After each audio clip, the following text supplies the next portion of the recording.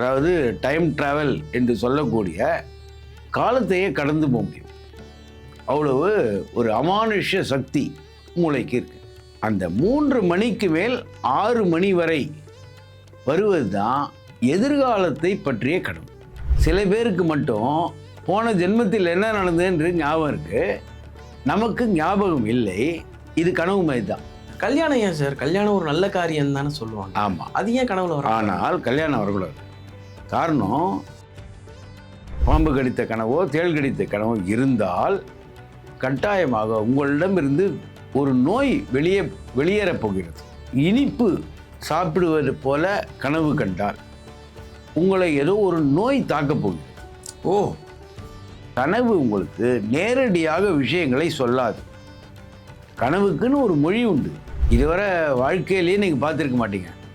அந்த இடங்கள்லாம் இப்போ நம்மளுக்கு தெரியும். அடுத்த நாள் என்ன நடக்கிறது என்பதும் சில பேருக்கு கனவுல வந்துடும். ஏன்னா இறந்தவர்கள் ஒரு எச்சரிக்கை பண்ணுறதுக்காக தான் கனவுலேயே வருவாங்க. செருப்பு தொலைஞ்ச உடனே நீங்கள் பார்த்தீங்கன்னா கட்டாயமாக உங்களுக்கு ஒரு நல்ல காலம் வரும். யானை உங்களை துரத்தினாலே உங்களை தேடி ஏதோ ஒரு பதவி வரப்போகிறது. இடுகாட்டில் நான் போய் நிற்கிற மாதிரி என்னை சுற்றி எரிஞ்சிட்டு இருக்குதான். உங்களுடைய சொந்தங்களுக்கு, உறவுகளுக்கு ஏதோ ஒரு பிரச்சனை வரப்போகுது. இது நாள் கணக்கில் வரப்போகிறதா, மாதங்களில் வரப்போகிறதா, வருடங்களில் வரப்போகிறதான்னு கூட நம்ம தெரிஞ்சுக்கலாம். இப்போ அந்த ஸ்மார்ட் வாட்ச்னு சொல்லக்கூடிய சாதனத்து மூலமாக நம்ம கண்டுபிடிச்சிடலாம். ஓகே, அந்த ஸ்மார்ட் வாட்சில் ரெம், அதாவது ரேபிட் ஐ, கனவு எப்போ பார்க்குறீங்கன்னு அதில் டைம் ரெக்கார்ட் ஆகுது.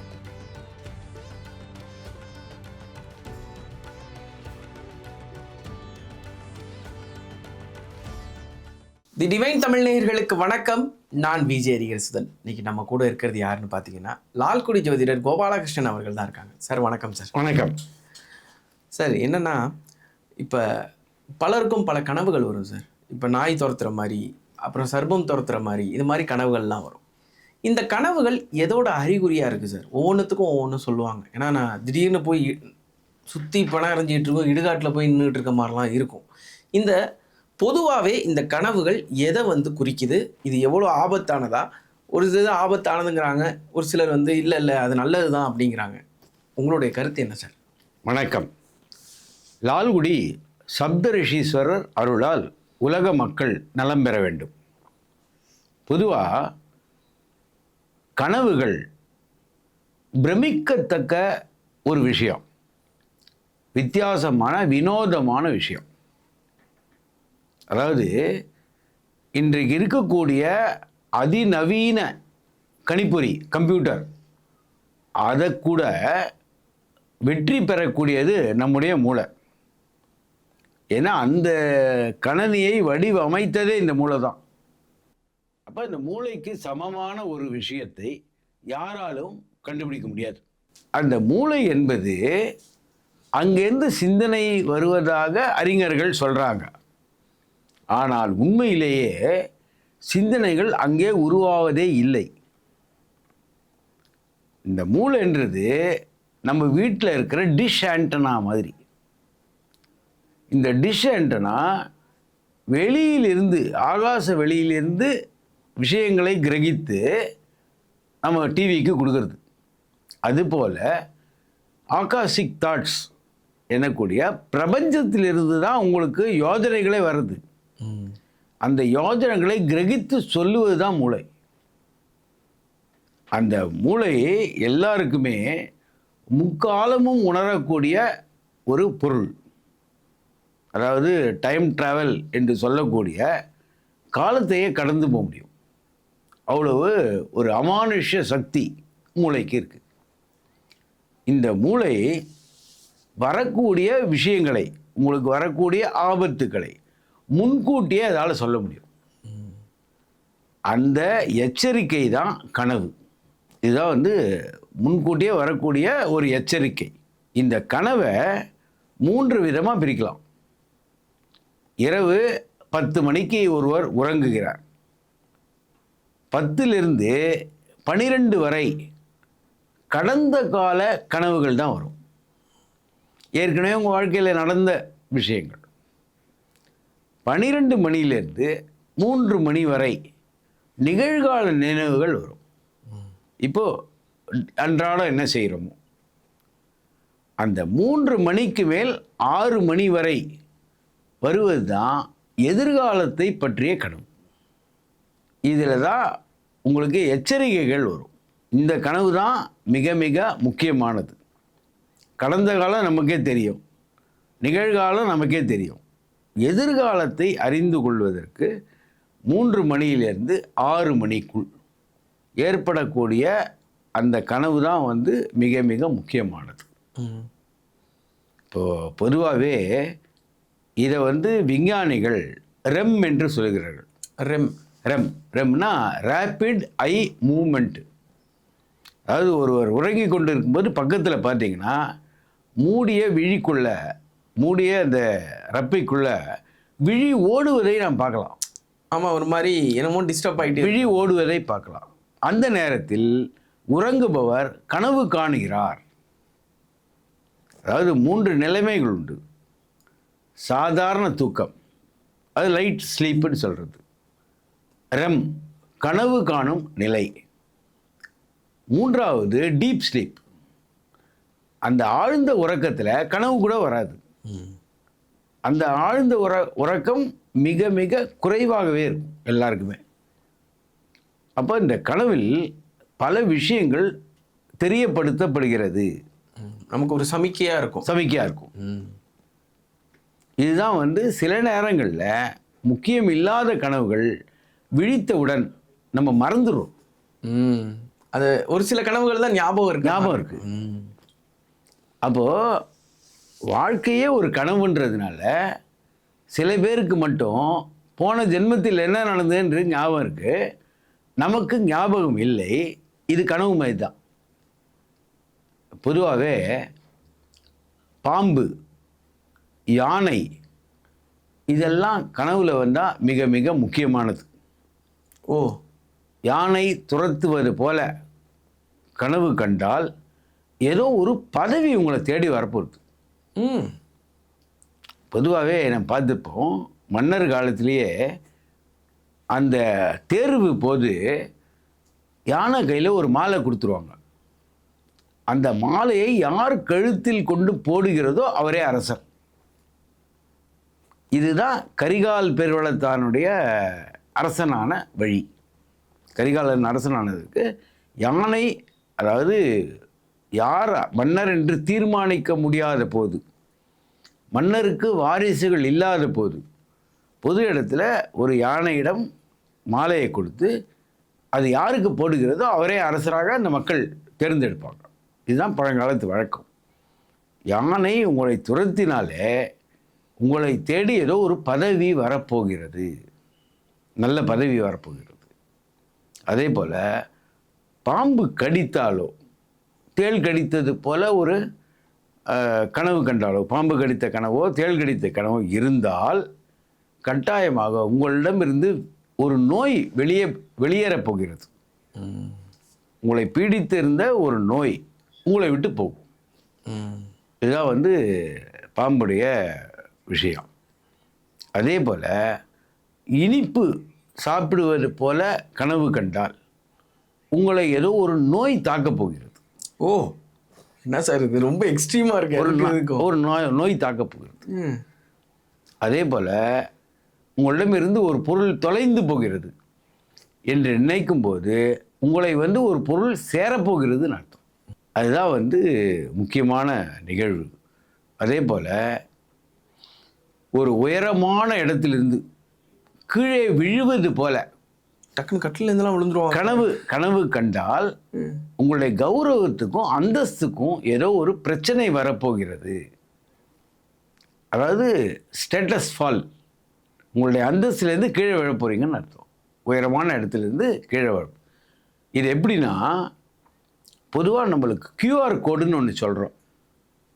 அந்த கியூஆர் கோடு எம்பெட்டட், அதில் ஏற்கனவே நிறைய விஷயங்கள் உள்ளடக்கப்பட்டது தான் கியூஆர் கோடு. ஆனால் அதை நம்ம நேரடியாக படிக்க முடியாது. அதை டீகோடு பண்ணுவதற்கு, அதை புரிந்து கொள்வதற்கு ஒரு கருவி வேணும். அதே போல் கனவு உங்களுக்கு நேரடியாக விஷயங்களை சொல்லாது. கனவுக்குன்னு ஒரு மொழி உண்டு. அந்த மொழி அறிந்தவர்கள் இந்த கனவுக்கு இதான் பலன், இது போல் நிகழப்போகிறது, எதிர்காலத்தில் நீங்கள் போகக்கூடிய இடங்கள்லாம் இதுவரை வாழ்க்கையிலேயே நீங்கள் பார்த்துருக்க மாட்டீங்க, அந்த இடங்கள்லாம் இப்போ நம்மளுக்கு தெரியும். அது நிகழும்போது நம்மளுக்கு ஆச்சரியமாக இருக்கும். இந்த இடத்துக்கு நான் வந்ததே கிடையாது, ஆனால் கனவுல மட்டும் ஒரு வாட்டி பார்த்துருக்கேன். அந்த இடத்துக்கு நீங்கள் போவீங்க. அடுத்த நாள் என்ன நடக்கிறது என்பதும் சில பேருக்கு கனவுல வந்துடும். அப்போது இதெல்லாம் கனவுகளை புரிந்து கொண்டால் கட்டாயமாக நம்ம எதிர்காலத்தில் ஜாக்கிரதையாக இருக்கலாம். இந்த கனவுக்கான ஒரு கிரகமே ராகு தான். இந்த ராகு கேது தான் கனவுகளை உண்டாக்குவது. நிழல் கிரகங்கள்னு சொல்கிறது. இந்த நிழல் கிரகங்கள் நமக்கு கனவுகளை உண்டாக்குகிறார்கள். அதாவது எதிர்காலத்தை நீங்கள் ஒரு ஜோதிடரிடம் போகாமல் கனவை வைத்தே நீங்கள் கண்டுபிடிக்கலாம், இதுதான் நடக்கப் போகிறது, இது போல் விஷயங்கள். அதே போல் பசுமாடும் கன்றும் நிற்பது போல இருந்தால் நம் குடும்பத்தில் ஒரு புது குழந்தை பிறக்கப் போகிறதுன்ற ஒரு விஷயம் கிடைக்கும். அது ஒரு அறிகுறி. ஓகே. அதே மாதிரி சார், இப்போ மகான்களாக இருக்கட்டும், அதே மாதிரி இறந்து போனவர்களாக இருக்கட்டும், இல்லை ஒரு இடுகாட்டில் இருக்கிற மாதிரி இருக்கட்டும், இந்த 3 விஷயங்கள் கனவாக வந்தால் எப்படி என்ன நடக்கும் சார்? அதாவது இறந்து போனவர்கள் கனவில் வந்தால் நமக்கு ஏதோ ஒரு விதத்தில் உடல் நல பிரச்சனை வரப்போகுது.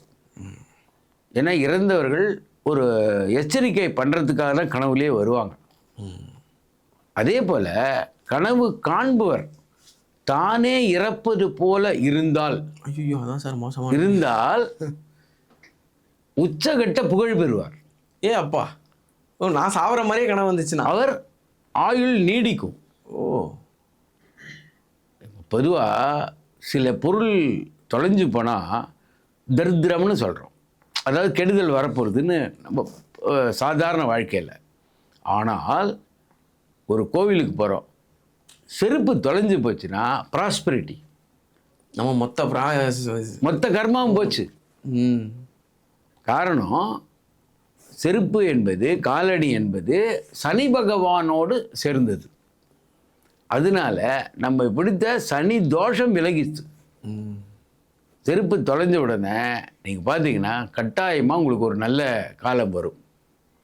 தொலைஞ்சு எப்படி போகும்? யாரோ எடுத்துகிட்டு போவாங்க, ரைட்டா? அப்போ செருப்பையே தானம் கொடுக்கும்போது, தானம் கொடுத்ததாக தான் அர்த்தம். தானம் கொடுக்கும்போது கட்டாயமாக உங்களுக்கு ஒரு புகழோ செல்வம் செல்வாக்கில் ஒரு நல்ல உச்சக்கட்ட நிலைமைக்கு வருவீங்க. இதுதான் சாதாரணமாக அணுகுமுறை. கனவுகள் எல்லாவற்றையும் முன்கூட்டியே உங்களுக்கு சொல்கிறது. Okay sir. இதுவே இடுகாட்டில் போய் நிற்கிற மாதிரி வந்துச்சுன்னா சார்? எதுங்க? இடுகாட்டில் நம்ம போய் நிற்கிற மாதிரி என்ன சுற்றி எரிஞ்சிட்டு இருக்குதான், உங்களுடைய சொந்தங்களுக்கு உறவுகளுக்கு ஏதோ ஒரு பிரச்சனை வரப்போகுது.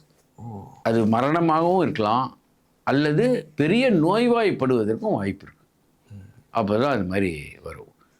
சில நேரங்களில் யானை துரத்துகிற மாதிரி இருந்தால் உங்களுக்கு விநாயக பெருமானின் முழு அருளும் கிடச்சிதுன்னு அர்த்தம். அதனாலேயே நீங்கள் நல்ல உயர் பதவிக்கு வர்றதுக்கும் வாய்ப்பு இருக்குது. ஓகே. இன்னொரு கூட சொல்லுவாங்க சார், கல்யாணம் பண்ணுற மாதிரி கனவு காணக்கூடாது. ஆனால் நாம நடந்து போகும்போது ஒரு பிரேதம் போகிற மாதிரி இருந்தால் அந்த நல்ல கனவு. உண்மை. சகுனத்திலையும் நீங்கள் வீட்டை விட்டு கிளம்புறீங்க, ஒரு பிரேதம் எதிர்படுறதுன்னா நீங்கள் வெற்றி பெறுவீர்கள். கரெக்டா? அப்போது பிரேதத்தை கனவில் கண்டால் உங்களுக்கு அளவுக்கு அதிகமான செல்வம் கிடைக்கும். அது ஒரு விசேஷமான அமைப்பு தான். Okay sir. கல்யாணம் ஏன் சார்? கல்யாணம் ஒரு நல்ல காரியம் தானே சொல்லுவாங்க. ஆமாம். அது ஏன் கனவுல வர? ஆனால் கல்யாணம் வரக்கூடாது. காரணம், அதை எதிர்ப்பதமாக நீ புரிஞ்சுக்கணும். தீயது கனவில் வந்தால் நல்லது நடக்கும், நல்ல விசேஷமான விஷயங்கள் கனவில் வந்தால் கெட்டது நடக்கும். இறந்து போகிற மாதிரி கனவு கண்டவனுக்கு நீண்ட ஆயுள், நல்ல விஷயங்கள் நடக்கும்.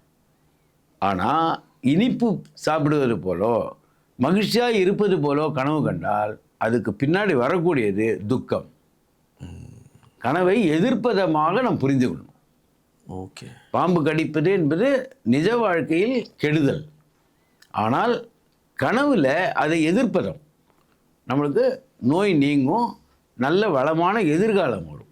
Okay sir. கனவை எதிர்ப்பதமாக புரிஞ்சுக்கணும். Okay sir. இது வரைக்கும் நான் இது மாதிரி ஒரு கேள்வி உங்கள்கிட்ட முன் வச்சதே கிடையாது. உங்களுக்கு அது மாதிரி ஏதாச்சும் கனவு வந்து அது வந்து நீங்கள் சொன்ன மாதிரி என்ன இது நான் எப்பயோ இந்த இடத்த பார்த்துருக்கேனேன்னு உங்களுக்கு நடந்திருக்கா சார்? ஆமாம். அதாவது கேரளா திருச்சூர் அந்த ரயில் நிலையத்தை நான் எப்போவுமே பார்க்கல.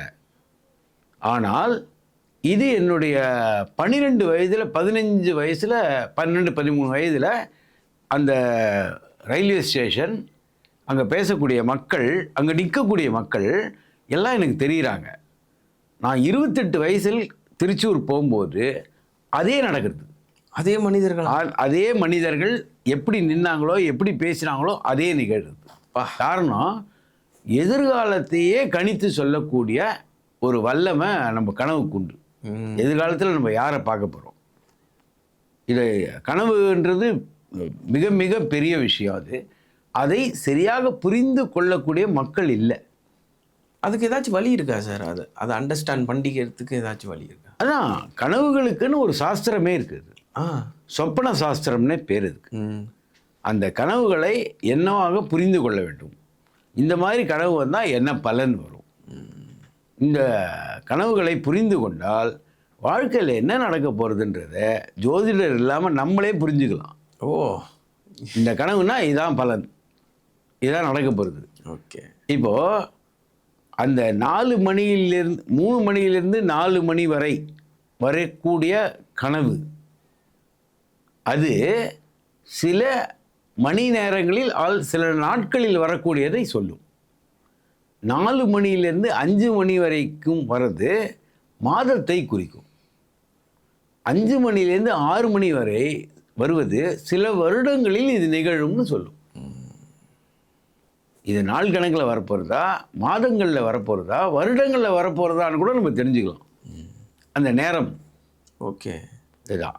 இந்த நேரம் கரெக்டாக தெரிஞ்சுக்கணும்னா இப்போது புதியதாக ஸ்மார்ட் வாட்ச் என்ற ஒரு வாட்ச் இருக்குது. அந்த ஸ்மார்ட் வாட்சில் ரெம், அதாவது ரேபிட் ஐ, கனவு எப்போ பார்க்குறீங்கன்னு அதில் டைம் ரெக்கார்ட் ஆகுது. ஓ, எல்லாமே டீப் ஸ்லீப் எப்போ, லைட் ஸ்லீப்பிங் எவ்வளோ, டிஸ்டர்ப்டு ஸ்லீப்பிங், இது எல்லாமே இப்போது அந்த ஸ்மார்ட் வாட்ச்னு சொல்லக்கூடிய சாதனத்து மூலமாக நம்ம கண்டுபிடிச்சிடலாம். ஓகே. அன்றைக்கி தூங்கும்போது எத்தனை மணிக்கு தூங்கினோன்னு நம்மளுக்கே தெரியாது. ஆமாம், அதுவும் அதில் இருக்கும். ஓகே.